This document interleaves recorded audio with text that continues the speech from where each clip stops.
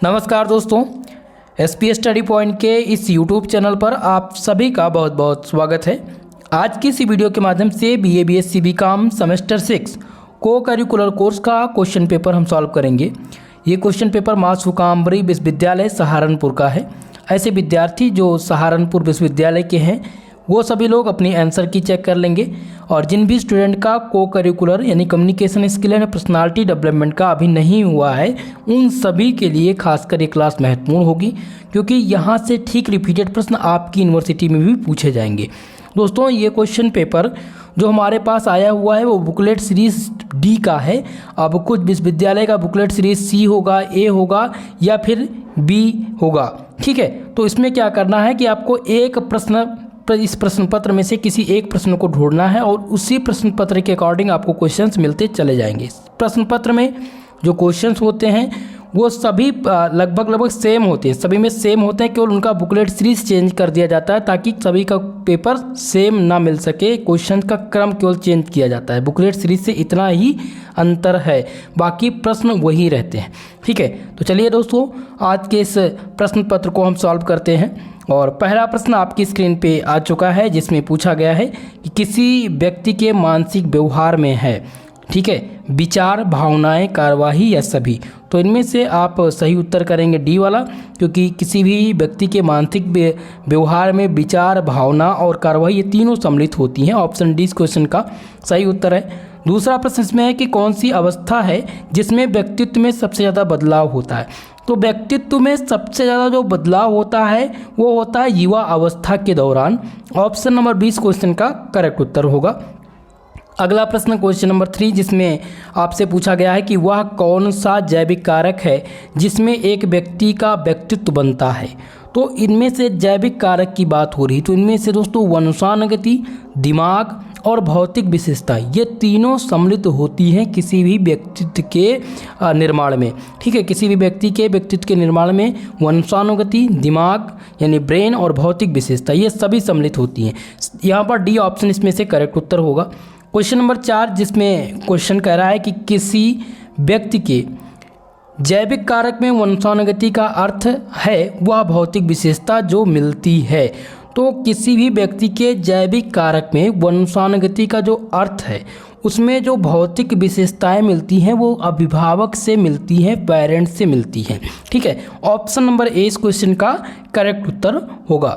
चलिए अगले प्रश्न की ओर, क्वेश्चन नंबर 5, जिसमें पूछा गया है कि इनमें से व्यक्तित्व का निर्धारक कौन सा है। व्यक्तित्व का निर्धारक पूछा गया है तो जैविक यानी बायोलॉजिकल, कल्चरल, संस्कृति और सोशल यानी सामाजिक, ये तीनों फैक्टर निर्भर करते हैं व्यक्तित्व के निर्धारक में। यहाँ पर ऑप्शन नंबर डी इस क्वेश्चन का करेक्ट उत्तर होगा।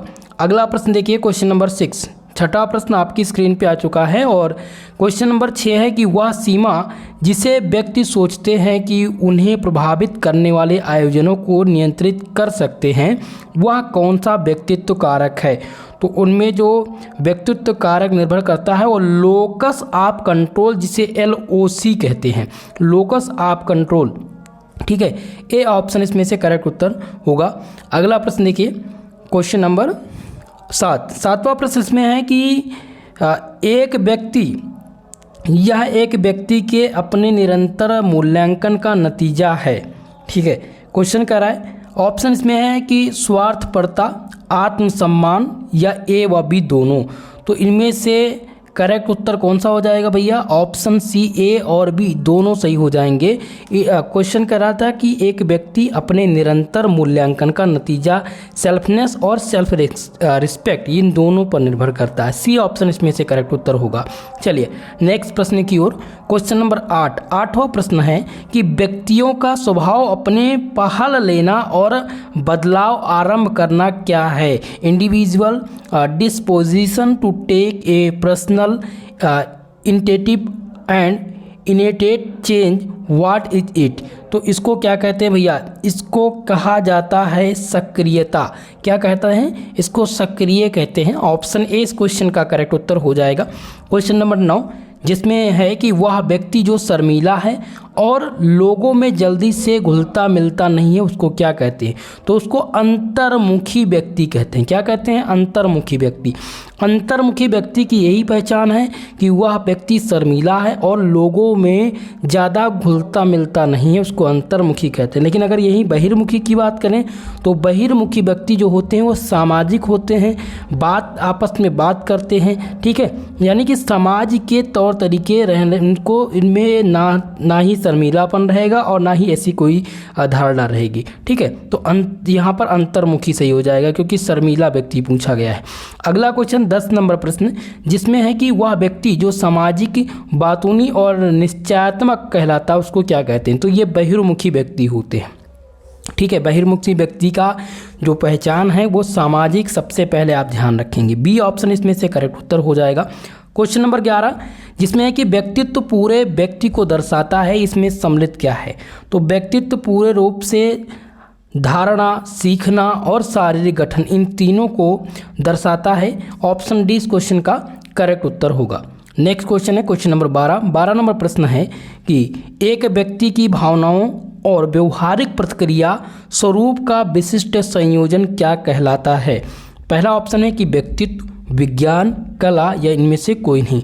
तो एक व्यक्ति की भावनाओं और व्यवहारिक प्रतिक्रिया स्वरूप का जो विशिष्ट संयोजन होता है उसको हम पर्सनालिटी कहते हैं, व्यक्तित्व कहते हैं, ठीक है। ऑप्शन ए में से आपका सही उत्तर है।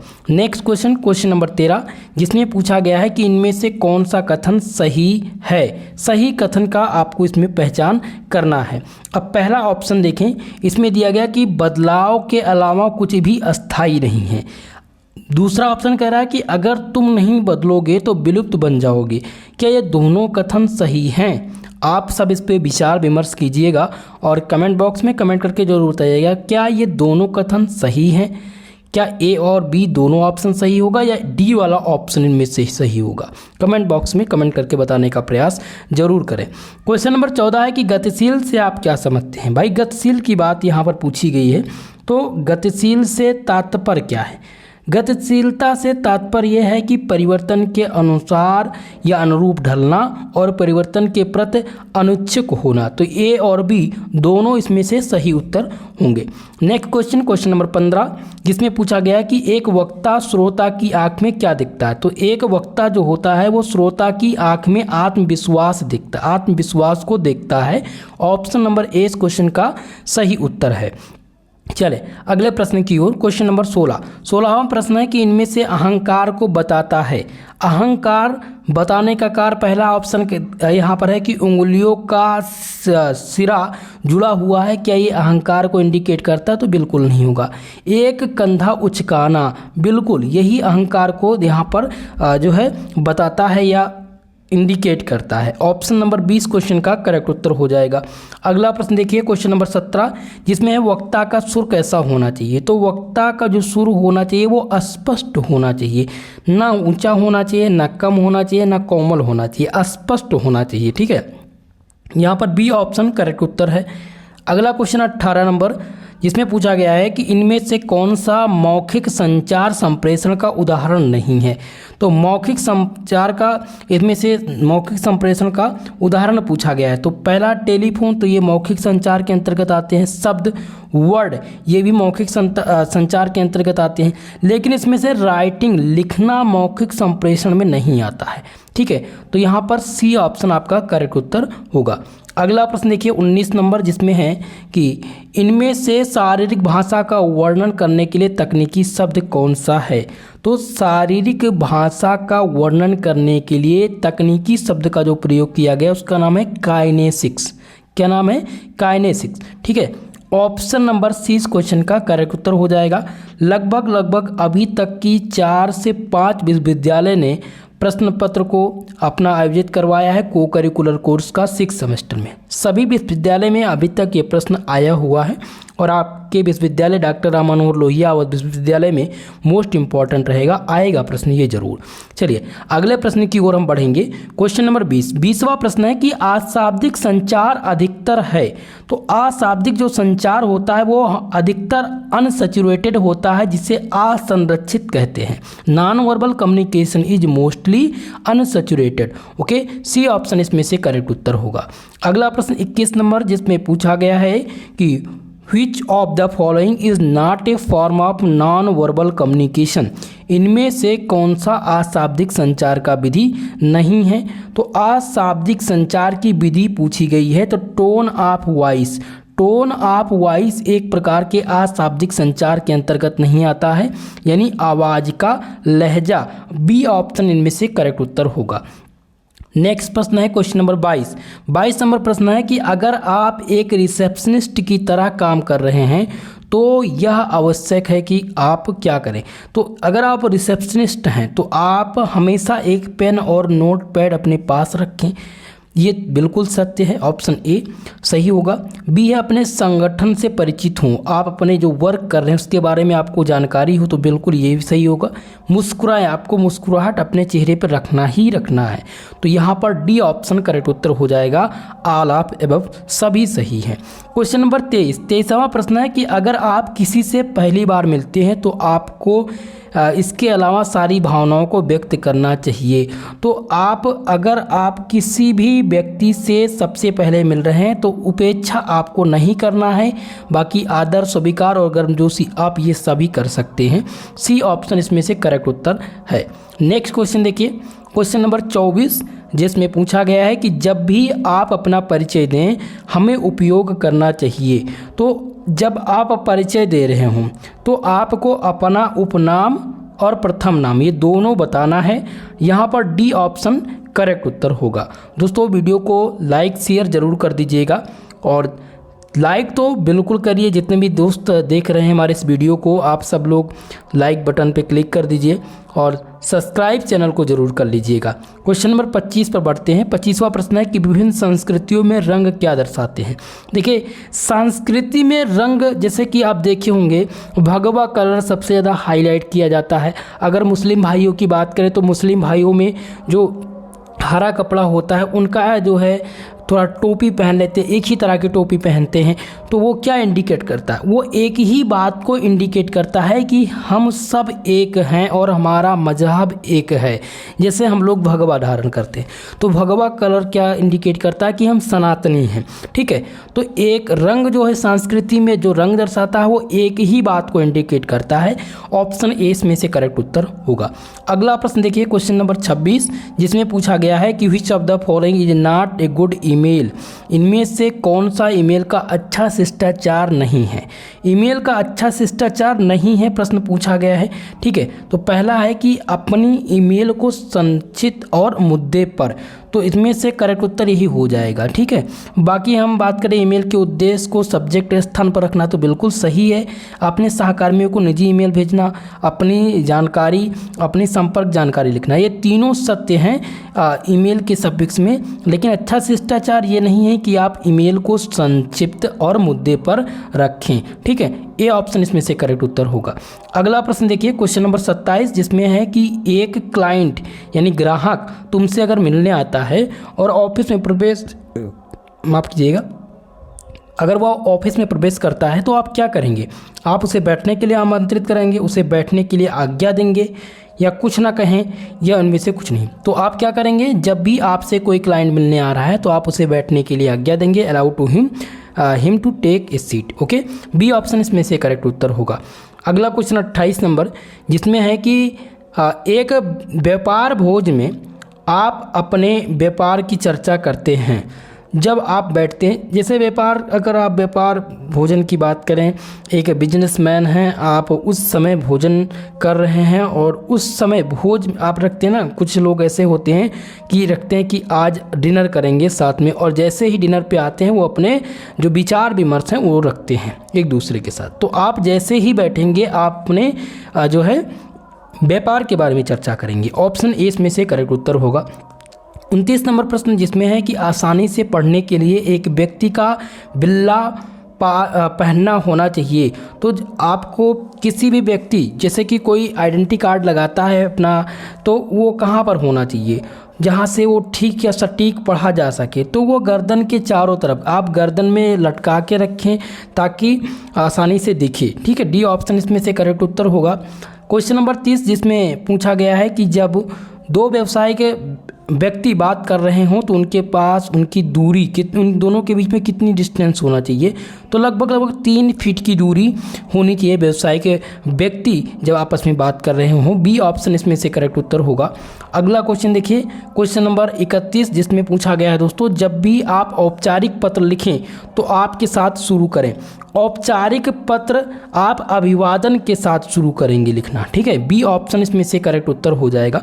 अगला प्रश्न क्वेश्चन नंबर 32 जिसमें पूछा गया है कि किस तरह के वीडियो कॉन्फ्रेंसिंग बड़े समूह के बैठक के लिए सर्वश्रेष्ठ माने जाते हैं। मोस्ट इम्पॉर्टेंट क्वेश्चन है। ठीक है, आपको बताना है कि किस तरह के, तो एक से एक अगर आप वीडियो कॉन्फ्रेंसिंग कर रहे हैं तो बड़े समूह के लिए किस तरह के वीडियो कॉन्फ्रेंसिंग, माफ कीजिएगा, क्वेश्चन है कि किस तरह के वीडियो कॉन्फ्रेंसिंग बड़े समूह के बैठक के लिए सर्वश्रेष्ठ उत्तम है। तो बड़े समूह के उत्तम के लिए कई से कई होता है, माफ कीजिएगा, एक से कई होता है। एक व्यक्ति जो संचालित करता है और कई व्यक्ति उसको सुनते हैं। ठीक है, तो यहाँ पर बी ऑप्शन करेक्ट उत्तर होगा। चलिए नेक्स्ट प्रश्न की ओर बढ़ते हैं। क्वेश्चन नंबर 33 नंबर क्वेश्चन इसमें दिया गया है कि इनमें से वीडियो कॉन्फ्रेंसिंग अंतर्राष्ट्रीय बैठक के लिए उत्तम है। आपको बताना है, पहला है क्लाउड बेस्ड, दूसरा है ऑन प्रीमाइसेस या प्रीमियर के मोड में, या फिर हाइब्रिड के मोड में।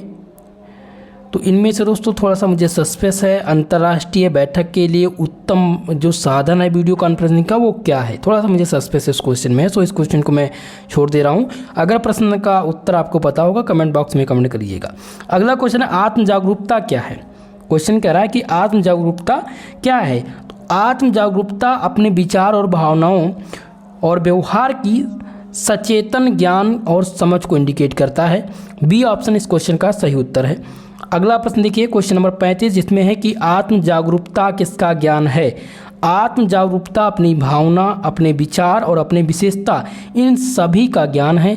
डी ऑप्शन इस क्वेश्चन का करेक्ट उत्तर होगा। चलिए अगले प्रश्न की ओर, क्वेश्चन नंबर 36 जिसमें पूछा गया है कि व्यावसायिक पर्सनल व्यक्ति ग्रूमिंग के अनुसार दोनों आदमी पुरुष और स्त्री के जूते कैसे होने चाहिए। तो इनके जो जूते होने चाहिए वो कैसे होने चाहिए भैया, जूते की अगर बात हो रही है तो साफ और पॉलिश किए हुए होना चाहिए। ऑप्शन नंबर डी इस क्वेश्चन का करेक्ट उत्तर है। अगला क्वेश्चन है क्वेश्चन नंबर 37 जिसमें पूछा गया है कि आपके रूम को देखकर लोग आपके बारे में क्या धारणा बना सकते हैं। आपकी व्यावसायिकता, आपकी बुद्धिमत्ता, आपकी विश्वसनीयता, तो इन सभी को वो इंडिकेट कर सकते हैं। डी ऑप्शन करेक्ट उत्तर होगा।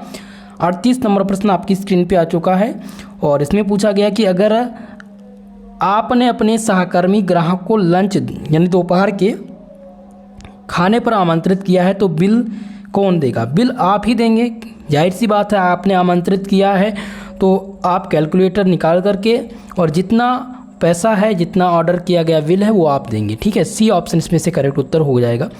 अगला क्वेश्चन है घड़ी होना चाहिए। घड़ी जो आप लगाते हैं अपने हाथ में एक प्रोफेशनल व्यक्ति के लिए वो कैसी होनी चाहिए।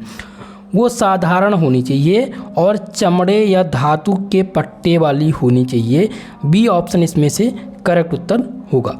अगला प्रश्न देखिए, क्वेश्चन नंबर इसमें 40 नंबर क्वेश्चन आपकी स्क्रीन पे आ चुका है दोस्तों। क्वेश्चन नंबर 40 है कि किसी व्यावसायिक भोजन के दौरान आप ही अपने सीट पर बैठते हैं और अपने नेकपिन कहाँ रखेंगे। तो आप नेकपिन अपनी थाली के नीचे लगाएंगे। ठीक है, किसी भी व्यावसायिक भोज के दौरान। अगला क्वेश्चन है कि क्वेश्चन नंबर 41 कि किसी व्यावसायिक भोजन के दौरान अगर आपको किसी समय खाने की टेबल छोड़नी पड़े तो आप अपना नेकपिन कहाँ रखेंगे। तो आप जो नेकपिन रखेंगे वो पहला है कि आप अपने प्लेट के नीचे, अपनी थाली के बाईं ओर, अपने पीछे की जेब में रखेंगे, इनमें से कोई नहीं है। देखिए ये आपकी पर्सनालिटी पर डिपेंड करता है। देखिए आप सब लोग के द्वारा इसका आंसर देना है। देखता हूँ कितने लोग इस क्वेश्चन का आंसर सटीक दे पाते हैं, क्योंकि ये सबके अंदर होना चाहिए। और ये ज़रूर, अगर जैसे कि आप कहीं पर भोज में बैठे हुए हैं, आप खाना खा रहे हैं, अचानक आपको उठकर वहाँ से जाना पड़े, तो आप जो नेपकिन है उसको कहाँ रखेंगे? आप उसको अपने साथ लेके जाएंगे, बाहर फेंकेंगे, या आप वहीं पर उस प्लेट में रख देंगे, या प्लेट के नीचे रखेंगे? कमेंट बॉक्स में कमेंट करके बताइएगा। चलिए 42 नंबर प्रश्न है कि अगर आप एक इंटरव्यू में जाते हैं तो इनमें से क्या पहनना उपयुक्त है, क्या सही है? तो अगर आप इंटरव्यू देने जाएं तो पुरुष के लिए एक सूट और टाई पहननी चाहिए, ठीक है। और दूसरा कह रहा है कि एक स्त्री को एक ड्रेस और जैकेट पहननी चाहिए, एक स्त्री को सूट पैंट पहननी चाहिए, एक स्त्री को सूट पैंट पहननी चाहिए। तो स्त्री को सूट पैंट यहाँ पर चल जाएगा, ठीक है। लेकिन सटीक आंसर अगर दिया जाए तो इसका ए वाला ऑप्शन ही होगा, एक पुरुष को सूट और टाई पहननी चाहिए। ऑप्शन ए करेक्ट उत्तर होगा। अगला प्रश्न देखिए, क्वेश्चन नंबर 43, जिसमें पूछा गया है क्वेश्चन नंबर 43 क्या कह रहा है? चलिए आप सब लोग प्रयास कीजिएगा उत्तर देने का कि एक ऑफिस सेटिंग जगह पर कारपोरेट वातावरण में एक व्यावसायिक पुरुष या स्त्री का पहनावा कैसा होना चाहिए? तो बिल्कुल सामान्य पहनावा उसका होना चाहिए। ऑप्शन ए इस क्वेश्चन का करेक्ट उत्तर होगा। अगला प्रश्न क्वेश्चन नंबर 44, दोस्तों 44 नंबर प्रश्न है कि किसी व्यावसायिक पुरुष को किस तरह के मोजे पहनना उपयुक्त नहीं है? पहला है सफ़ेद मोजे, बिल्कुल सही है, सफ़ेद मोजे पहनना बिल्कुल उपयुक्त नहीं है किसी भी व्यावसायिक पुरुष को। ऑप्शन ए इस क्वेश्चन का करेक्ट उत्तर हो जाएगा। 45 नंबर क्वेश्चन आपकी स्क्रीन पे है, पहनावे के तरीके में किसी व्यावसायिक स्त्री के लिए सबसे उपयुक्त क्या है? तो पहनावे के तरीके में व्यावसायिक स्त्री का जो उपयुक्त पहनावा है वो भारतीय या पाश्चात्य समान रूप से होना चाहिए। सी ऑप्शन इसमें से करेक्ट उत्तर होगा। चलिए अगले प्रश्न की ओर बढ़ेंगे। नेक्स्ट क्वेश्चन है कि परिकल्पना का समानार्थी शब्द पूछा गया भैया। परिकल्पना का समानार्थी शब्द इनमें से क्या होता है? तो सिद्धांत, याद रखिएगा, सिद्धांत यानी थ्योरी जो है वो परिकल्पना का समानार्थी शब्द है। बी ऑप्शन इसमें से करेक्ट उत्तर होगा। अगला क्वेश्चन इसमें है कि आसपास का समानार्थी शब्द कौन सा है? तो आसपास का समानार्थी शब्द नज़दीक होता है। बी ऑप्शन इनमें से करेक्ट उत्तर होगा। क्वेश्चन नंबर 51, देखभाल का समानार्थी शब्द पूछा गया है। देखभाल का सिनोनिम्स क्या होगा? समानार्थी शब्द क्या होगा? तो देखभाल का यहाँ पर स्वस्थ, हेल्थ से देखभाल, तो स्वस्थ यहाँ पर हो जाएगा। करेक्ट उत्तर होगा ए ऑप्शन स्वास्थ्य, ठीक है। चलिए अगले प्रश्न की ओर। क्वेश्चन नंबर 52 नंबर प्रश्न आपकी स्क्रीन पे आ चुका है, जिसमें पूछा गया है कि संप्रेषण शब्द अंग्रेजी के कम्युनिकेशन का हिंदी रूपांतरण है जो लैटिन भाषा के कम्यून से बना है, जिसका मतलब क्या होता है? जिसका मतलब होता है साझा करने के लिए, ठीक है, टू शेयर। ऑप्शन ए इसमें से करेक्ट उत्तर होगा। अगला प्रश्न देखिए, संप्रेषण के प्रक्रिया के अनुसार शोर का मतलब क्या है? तो शोर का मतलब अशांति से है। ए ऑप्शन इसमें से करेक्ट उत्तर होगा। क्वेश्चन नंबर 52 में कम से कम 3 क्वेश्चंस हैं और इन तीनों क्वेश्चंस को समझना है आपको, थोड़ा सा समझ लीजिएगा। जैसे संप्रेषण शब्द अंग्रेजी भाषा के किस शब्द से लिया गया है? तो कम्युनिकेशन से लिया गया है। क्वेश्चन बनता है कि संप्रेषण शब्द अंग्रेजी के किस शब्द से लिया गया है? तो आप क्या ध्यान रखेंगे? कम्युनिकेशन से लिया गया है। अगर हिंदी रूपांतरण देखा जाए, ठीक है, अगर आपसे पूछा जाए संप्रेषण शब्द किस शब्द से लिया गया है, तो ये लैटिन भाषा का शब्द है। कम्युनिकेशन जो है वो किस भाषा का शब्द है? लैटिन भाषा का शब्द है। और इसका जो अर्थ क्या होता है? कम्युनिस्ट से बना। लैटिन भाषा के जो संप्रेषण है वो कम्युनिकेशन का हिंदी रूपांतरण है, समझिएगा, ठीक है, जो लैटिन शब्द के कम्युनिस्ट से लिया गया है। इसमें 3 क्वेश्चन हैं और ये तीनों क्वेश्चन कई बार रिपीट हो चुके, इसलिए मैंने सोचा कि आप लोग को एक बार फिर से रिपीट करा दें, आपके जहन में ये सवाल बैठ जाएगा। चलिए क्वेश्चन नंबर 54, जिसमें है कि संकेतीकरण को परिवर्तित करना है। संकेतीकरण विचार को संदेश में परिवर्तित करना। ऑप्शन ए इस क्वेश्चन में करेक्ट उत्तर होगा। नेक्स्ट प्रश्न है, प्रतिपुष्टि इनमें से क्या है? फीडबैक क्या है? फीडबैक प्राप्तकर्ता का उत्तर, हम इसको कह सकते हैं कि विरुद्ध करना, रिएक्शन देना, रिस्पॉन्स देना, और आंसर बाय रिसीवर, ये तीनों हो सकता है। डी ऑप्शन इसमें से करेक्ट उत्तर होगा। नेक्स्ट प्रश्न देखिए, क्वेश्चन नंबर 56। थोड़ा सा धुंधला प्रश्न है दोस्तों, और थोड़ा सा क्वेश्चन क्वालिटी वीडियो की बढ़ा लीजिएगा ताकि आपको क्लियर दिख सके। क्वेश्चन है कि आंतरिक संप्रेषण का मतलब नहीं है। यहाँ पर आंतरिक संप्रेषण का मतलब पूछा गया, internal communication does not means.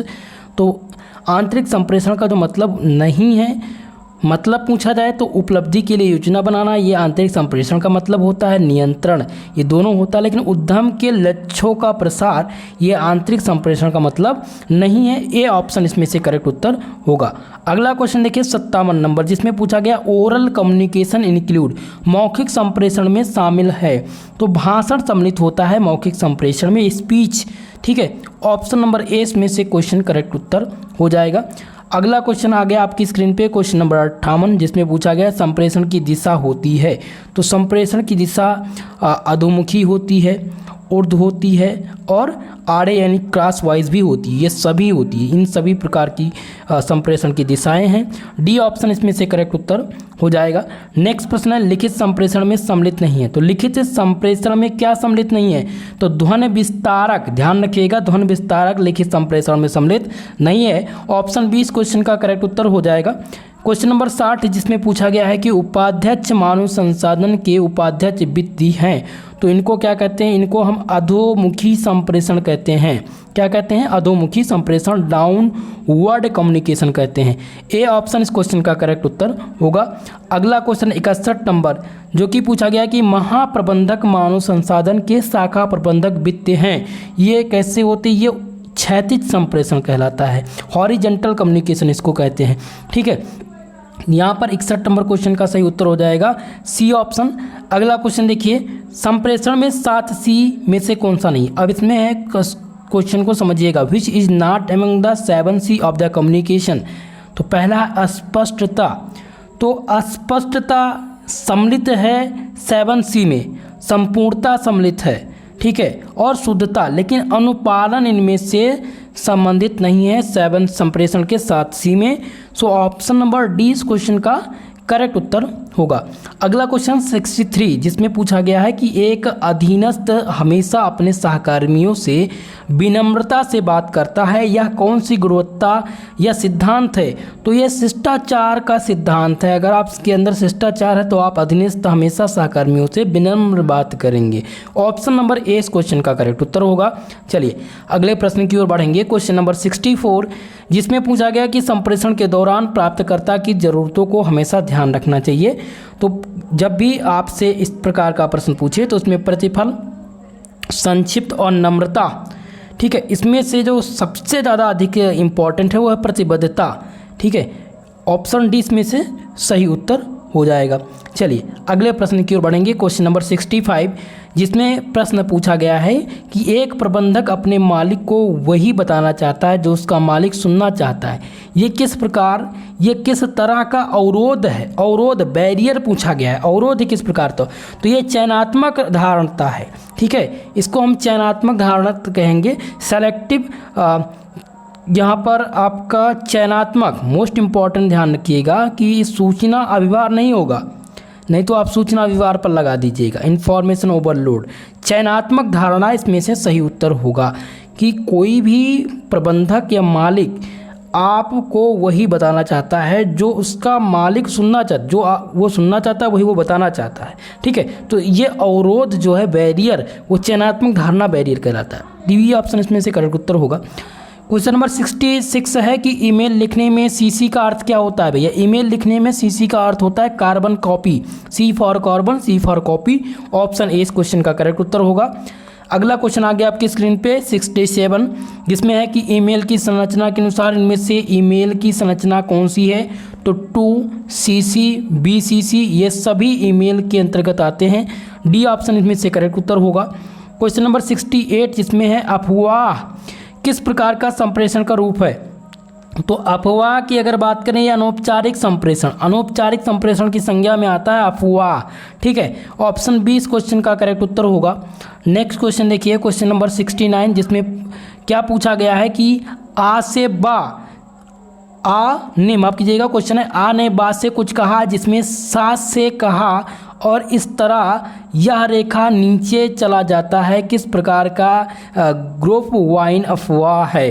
तो इस अफवाह को हम एकल आधार श्रृंखला कहते हैं, सिंगल स्ट्रैंड चेन कहते हैं। ठीक है, ऑप्शन नंबर सी इस क्वेश्चन का करेक्ट उत्तर हो जाएगा। कई बार इस तरह के प्रश्न पूछे गए हैं। क्वेश्चन नंबर 70 देखिए, 70 नंबर प्रश्न है कि सुनने यानी श्रवण की प्रक्रिया के अनुसार जो प्रक्रिया का एक चरण नहीं है वो इनमें से कौन सा है। तो नृत्य, अनुभूति, निर्वाचन और अनुक्रिया। तो इनमें से निर्वाचन सुनने श्रवण की प्रक्रिया के अनुसार प्रक्रिया का चरण नहीं है, सी ऑप्शन इसमें से करेक्ट उत्तर होगा। चलिए नेक्स्ट प्रश्न की ओर, क्वेश्चन नंबर 71, जिसमें पूछा गया कि ऐसा व्यक्ति जो सकारात्मक दृष्टिकोण रखता हो और आलोचना के समय भी अपनी बात रख सके, वह व्यक्ति कैसा है। तो वह व्यक्ति विनम्र होता है या माफ कीजिएगा निश्चयात्मक व्यक्ति होता है। ऑप्शन ए इसमें से करेक्ट उत्तर होगा 71 नंबर क्वेश्चन का। चलिए अगले क्वेश्चन की ओर बढ़ेंगे, क्वेश्चन नंबर 72, जिसमें क्वेश्चन पूछा गया है कि अशाब्दिक संप्रेषण के दौरान शारीरिक भाषा में शामिल हैं। अशाब्दिक संचार में चेहरे का हाव भाव, संकेत और आंखों का संपर्क, ये तीनों सम्मिलित हैं। डी ऑप्शन इस क्वेश्चन का करेक्ट उत्तर होगा। चलिए अगले प्रश्न की ओर, क्वेश्चन नंबर 73, जिसमें है अभिव्यक्ति के आधार पर संप्रेषण के आधारभूत प्रकार हैं। तो अभिव्यक्ति के आधार पर अगर हम देखें यहाँ पर दोस्तों, तो इसमें से भाविक यानी वर्बल, माफ कीजिएगा वर्बल जो हो जाएगा, अभिव्यक्ति के आधार पर संप्रेषण का जो आधारभूत है वो वर्बल होगा, verbal communication. Option number A इसमें से करेक्ट उत्तर होगा। अगला क्वेश्चन है 74, जिसमें क्वेश्चन है कि समूह चर्चा के लिए आवश्यक गुण कौन से हैं। तो समूह चर्चा के लिए जो आवश्यक गुण हैं वो नेतृत्व की विशेषता, सोचने की क्षमता, खुलापन, ये तीनों होना चाहिए। डी ऑप्शन इस क्वेश्चन का करेक्ट उत्तर होगा। नेक्स्ट क्वेश्चन 75, जिसमें क्वेश्चन है कि समूह चर्चा में विचारों को स्पष्टता का अर्थ है विषय स्पष्ट होना चाहिए। तो व्यक्तिगत स्तर और समूह स्तर, ये दोनों स्तर पर स्पष्टता यानी विषय का स्पष्टता होना चाहिए। सी ऑप्शन इस क्वेश्चन का करेक्ट उत्तर होगा। अगला प्रश्न देखिए, समूह चर्चा का लक्ष्य है उम्मीदवारों की पहचान करने के लिए। तो समूह चर्चा का एक ही अर्थ है नेतृत्व कौशल के साथ उम्मीदवारों की पहचान करना। ऑप्शन नंबर ए आपका करेक्ट उत्तर होगा। नेक्स्ट क्वेश्चन 77 नंबर, जिसमें क्वेश्चन है कि अगर एक उम्मीदवार समूह चर्चा का नेतृत्व करने में सक्षम नहीं है तो वह कुछ नहीं कर सकता। तो ऐसा तो बिल्कुल नहीं है। वह समूह चर्चा छोड़ सकता है, ये भी नहीं हो सकता। वह एक सदस्य की तरह भाग ले सकता है। अगर समूह चर्चा में का नेतृत्व कर रहा कोई व्यक्ति बोलने में सक्षम नहीं है तो वह एक सदस्य के रूप में भाग ले सकता है। ठीक है, सी ऑप्शन इसमें से करेक्ट उत्तर होगा। क्वेश्चन नंबर 78, जिसमें क्वेश्चन है कि समूह चर्चा के दौरान वक्ता को अनुसरण करना है। तो समूह चर्चा के दौरान वक्ता को सहयोग, आंखों का संपर्क और विनम्रता, इन सभी का अनुसरण करना होता है। डी ऑप्शन इस क्वेश्चन का करेक्ट उत्तर होगा। चलिए अगले प्रश्न की ओर, क्वेश्चन नंबर 79, जिसमें क्वेश्चन है कि इनमें से एक उद्यम के लिए आवश्यक है। तो उद्यम के लिए आवश्यक इनमें से कौन सा हो जाएगा। ग्रुप डिस्कशन, समूह चर्चा। ठीक है, ये अनावश्यक है। उद्यम के लिए अनावश्यक यहाँ पर बात हो रही थी कि which of the these are the veritable for any organisation. तो समूह चर्चा में से सही उत्तर होगा। अगला क्वेश्चन 80 नंबर, जिसमें है कि इनमें से समूह चर्चा के लिए कौन सी विशेषता आवश्यक है। तो समूह चर्चा के लिए जो आवश्यक विशेषता है उसको हम कहते हैं भावनात्मक स्थिरता। क्या कहते हैं, भावनात्मक स्थिरता कहते हैं। ऑप्शन इस क्वेश्चन का करेक्ट उत्तर होगा। अगला क्वेश्चन 81 नंबर, जिसमें क्वेश्चन है कि समूह चर्चा में किसको संवाद करना चाहिए, किसके साथ। तो समूह चर्चा की जब भी बात हो तो आप लंबे वाक्य के साथ अपने संवाद को रखना चाहिए। डी ऑप्शन इसमें से करेक्ट उत्तर होगा। क्वेश्चन नंबर 82, जिसमें प्रश्न पूछा गया कि समूह चर्चा में इनमें से क्या टालना चाहिए। तो समूह चर्चा में आपको किस चीज़ से बचना है, आपको तेज़ी से बोलने से बचना है। सी ऑप्शन इस क्वेश्चन का करेक्ट उत्तर होगा। चलिए क्वेश्चन नंबर 83, जिसमें है कि इनमें से कौन सा कारक सुनने के कौशल को नहीं बढ़ाता है। तो सुनने के कौशल को इनमें से कौन सा नहीं बढ़ाता। पहला ध्यान देना, दूसरा स्पष्ट धारण और नकलीपन वाक्य स्पष्टता तो नकलीपन कौशल को नहीं बढ़ाता है। ठीक है, सी ऑप्शन इसमें से करेक्ट उत्तर हो जाएगा।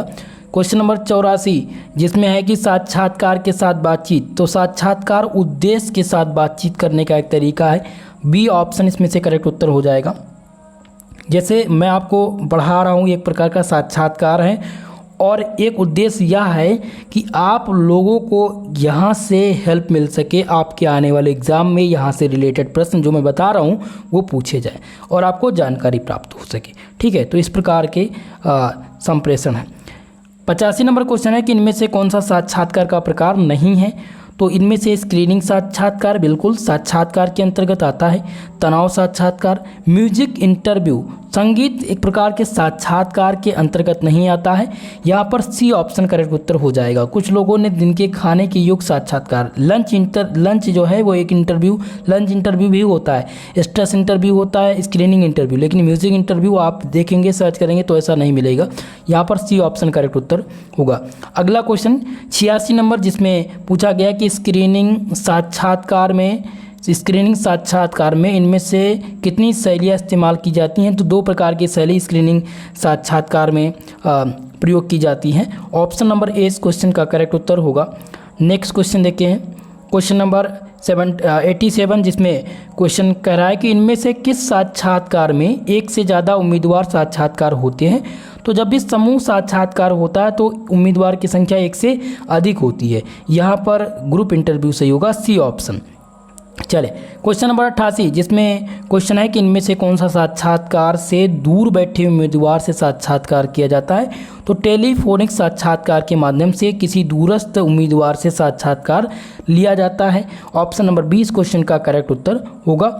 अगला क्वेश्चन 89 नंबर जिसमें है कि एक नौकरी साक्षात्कार लगभग कितने समय का होता है, तो लगभग 30 मिनट का या 45 मिनट का होता है एक नौकरी का साक्षात्कार, यानी इंटरव्यू की जो टाइमिंग है वो लगभग मान कर चलिए कि मिनिमम 30 मिनट और मैक्सिमम 45 मिनट। ठीक है, ए ऑप्शन इसमें से करेक्ट उत्तर होगा। अगला क्वेश्चन है 90 नंबर जिसमें एक साक्षात्कार में कौशल का आकलन किया जाता है, तो आपके एक साक्षात्कार में सुनना कौशल का आकलन किया जाता है। इसमें नाचना, गाना, बड़बड़ाना ये तीनों इसमें से जो है नहीं होगा। ऑप्शन ए करेक्ट उत्तर होगा। नेक्स्ट क्वेश्चन है 91 नंबर जिनमें है कि इनमें से कौन सा दस्तावेज एक उम्मीदवार के साक्षात्कार फाइल में ज़रूरी नहीं है। पहला साक्षात्कार पत्र बिल्कुल ज़रूरी है, मूल डिग्रियाँ बिल्कुल, लेकिन यहाँ पर परिवार की फ़ोटो इम्पॉर्टेंट नहीं है साक्षात्कार फाइल में। ठीक है, सी ऑप्शन इनमें से करेक्ट उत्तर होगा क्योंकि पूछा गया था कौन सा ज़रूरी नहीं है। 92 नंबर प्रश्न है कि इनमें से कौन सा तरीका किसी उद्यम के बारे में अनुसंधान रिसर्च के लिए प्रयोग नहीं किया जा सकता, तो इसमें से वेबसाइट, किताब पढ़ना और वार्षिक रिपोर्ट ये तीनों आते, लेकिन स्कूल की, विद्यालय की किताबें ये अनुसंधान रिसर्च के प्रयोग में नहीं लाई जा सकती। सी ऑप्शन इनमें से करेक्ट उत्तर होगा। चले अगले प्रश्न की ओर, क्वेश्चन नंबर 93 जिसमें पूछा गया है कि किसी नौकरी की रिक्ति के आवेदन के लिए जीवन वृत्ति जमा करना सही है जो कि व्यक्तिगत पूरी जानकारी देता हो, एक नौकरी के लिए अनुपयुक्त हो, स्वयं की सिफारिश, तो ये तीनों बिल्कुल नहीं होंगे। इसमें से डी ऑप्शन करेक्ट उत्तर होगा। एक विशिष्ट नौकरी के लिए विशेष रूप से लिखना। ठीक है, डी ऑप्शन करेक्ट उत्तर है।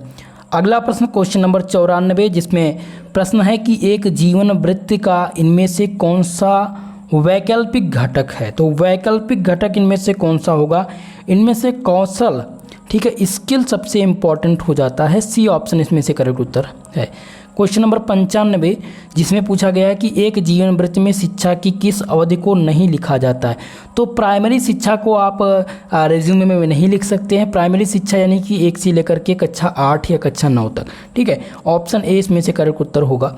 अगला क्वेश्चन है क्वेश्चन नंबर 96 जिसमें है पता और तारीख व्यावसायिक पत्र के किस मुख्य भाग में लिखा जाता है, तो ये शीर्षक वाले भाग में लिखते हैं, हेडिंग वाले भाग में। ठीक है, ऑप्शन नंबर 20 क्वेश्चन का करेक्ट उत्तर हो जाएगा। नेक्स्ट क्वेश्चन देखिए, क्वेश्चन नंबर आगे आपकी स्क्रीन पे 97 जिसमें है कि जीवन वृत्ति लिखने के दौरान शिक्षा सारांश आपके पढ़ाई के संस्थान और सभी उपयुक्त को स्थान दिया जाता है। ठीक है, तो इनमें से पद, फायदे, योग्यता या फिर ए व बी दोनों, तो इनमें से पद ए और बी दोनों हो जाएगा, क्योंकि अगर बात करें जीवन वृत्त लिखने के दौरान शिक्षा सारांश आपके पढ़ाई के संस्थान और सभी अनुपयुक्त को स्थान दिया जाता है, तो योग्यता को स्थान दिया जाता है, क्वालिफिकेशन को जरूर दिया जाता है। सी ऑप्शन इसमें से करेक्ट उत्तर होना चाहिए। थोड़ा सा सस्पेंस है इस क्वेश्चन में मुझे, ठीक है, मैं एकदम श्योर नहीं हूँ, ठीक है। चलिए अगले प्रश्न की ओर बढ़ेंगे, क्वेश्चन नंबर 98, जिसमें है कि एक भाषा को सीखने का सबसे महत्वपूर्ण कौशल इनमें से कौन सा है। तो एक भाषा को सीखने के लिए सबसे महत्वपूर्ण जो कौशल है उसको लिखने का कौशल, राइटिंग स्किल। जितना ही राइटिंग आप करेंगे उतना ही भाषा को आसानी से सीख सकते हैं। ए ऑप्शन इसमें से करेक्ट उत्तर हो जाएगा। अगला क्वेश्चन है 99 नंबर, जिसमें है कि सुनने की प्रक्रिया में है, सुनने की प्रक्रिया में कौन सा सम्मिलित है। तो डाटा का प्रसंस्करण या पुनर्निर्माण, डाटा पुनर्निर्माण, डाटा को सही अर्थ देना, ये सभी सम्मिलित हैं। डी ऑप्शन इनमें से करेक्ट उत्तर होना चाहिए। क्वेश्चन नंबर 100, जिसमें संप्रेषण का सबसे पुराना रूप कौन सा है। तो इसमें सिंबॉलिक जो है ये संप्रेषण का सबसे पुराना रूप था। डी ऑप्शन इनमें से करेक्ट उत्तर होगा, ठीक है। अब भाषण देखिए, भाषण अब नए नए हिसाब से स्पीच तो पहले भी चलते थे, लेकिन इसमें सिंबॉलिक पहले चलता था, संप्रेषण उसको इंडिकेट किया जाता। ओल्डेस्ट की बात करें, 100 नंबर क्वेश्चन का आंसर नंबर डी होगा। आज के इस प्रश्न पत्र में 100 क्वेश्चन पूछे गए थे, जिनको मैंने सॉल्व करा दिया। ये प्रश्न पत्र था माँ सुकाम्बरी विश्वविद्यालय सहारनपुर का, जो कि मैंने सॉल्व कराया है। मोस्ट इंपॉर्टेंट क्वेश्चन इसमें सम्मिलित थे और आप सबके एग्जाम में यहाँ से रिपीटेड प्रश्न जरूर पूछे जाएंगे। अगर आप इसका PDF चाहते हैं तो आप लोग हमारे टेलीग्राम चैनल से जुड़ जाइएगा, लिंक डिस्क्रिप्शन बॉक्स में दिया गया है। दोस्तों प्लेलिस्ट में जाइएगा तो प्लेलिस्ट में आपको लगभग 4 से 5 विश्वविद्यालय के प्रश्न पत्र मिल जाएंगे, जिनको मैंने सॉल्व करा रखा है। अगर आप 1 से 2 वीडियो देख लेते हैं तो 100% 100 क्वेश्चंस पूछे जाते हैं। आपको केवल और केवल पास करना होता है ये पेपर, इसका मार्क्स नहीं जुड़ता है, जैसा कि आप सब अवगत हैं, ठीक है। तो आपको 50 क्वेश्चन 2 वीडियो से 100% मिल जाएंगे, ठीक है। तो इस वीडियो को लाइक शेयर जरूर कर दीजिएगा और चैनल को अगर अभी तक सब्सक्राइब नहीं किए हैं तो चैनल को सब्सक्राइब भी कर लेंगे। दोस्तों आज के लिए बस इतना ही, मिलते हैं किसी नेक्स्ट वीडियो में, तब तक के लिए जय हिंद जय भारत।